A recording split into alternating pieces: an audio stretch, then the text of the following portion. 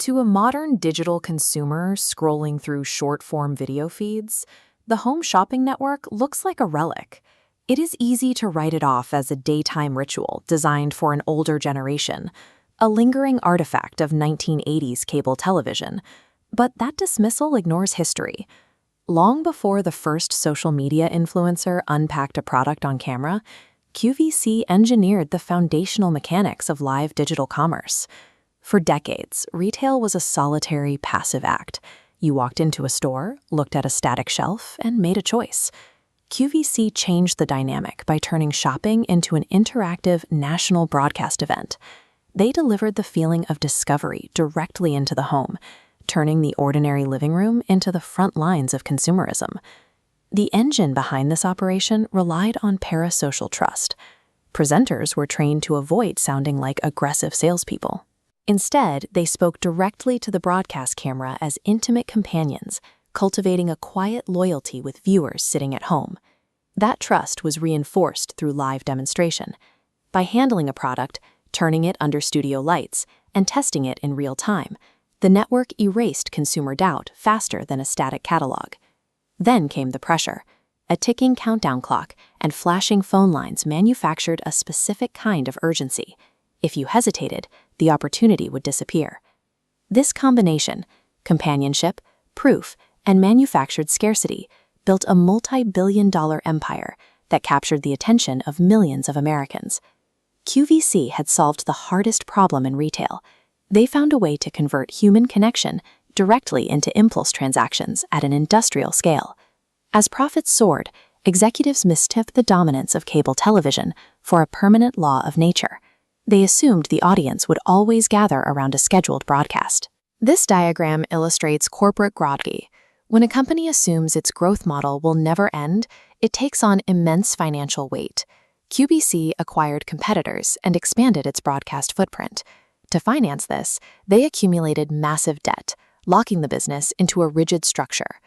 The company had perfected a method of live sales, but they permanently bolted that method to an aging, hardware-dependent medium. The debt-fueled expansion did not secure their future.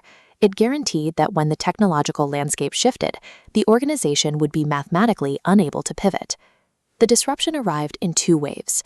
First came e-commerce giants who challenged the network's monopoly on convenience by offering searchable inventory and frictionless logistics. Yet early e-commerce was a sterile experience. It possessed utility, but it lacked the human persuasion and theater that QVC still controlled. The second wave arrived with social commerce. Platforms like Instagram and TikTok democratized the exact formula of trust, demonstration, and urgency that QVC pioneered. The cultural center of gravity shifted. Influencers became the new hosts.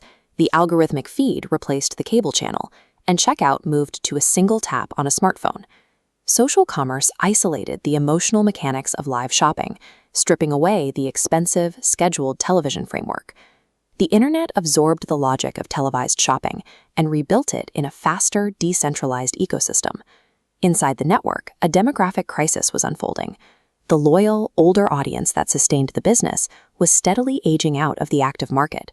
At the same time, younger demographics raised on infinite scroll held no allegiance to appointment television or scheduled shopping hours. Looking at this chart, the downward-sloping revenue line crosses the rigidly high debt line, marking the moment the business model became unsustainable. The math was unforgiving. Unable to service billions in debt while maintaining a heavy broadcast infrastructure, the parent company entered Chapter 11 bankruptcy.